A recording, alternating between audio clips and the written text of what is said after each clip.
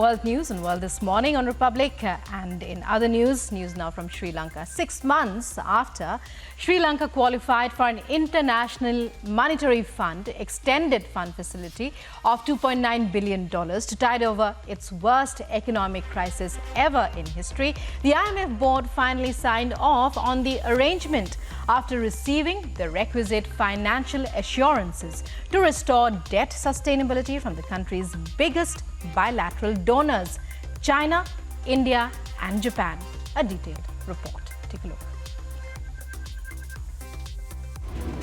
The International Monetary Fund said it is assessing Sri Lanka's governance. It is the first case of an Asian country facing scrutiny for corruption as part of a bailout program. The IMF Executive Board approved a nearly $3 billion bailout plan for the bankrupt nation.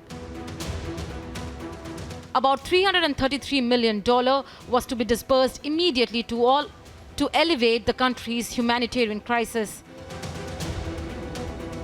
The approval will open up financial support for other institutions as well. Sri Lanka suspended repayment of its debt last year as it ran short of foreign currency needed to pay for imports of fuel and other essentials. The future of the country is secured to a certain extent. The people won't be able to suffer the way that they suffered for the last few months or last 1 year. Shortages led to street protests that forced out Sri Lanka's president. As professionals, we are very much hampered. But I think with the due course, the government will take measures to reduce that is our... The economic situation has improved under Wickremesinghe, but his plans to privatize state companies have raised objections. For the good purpose things, that's better for the country.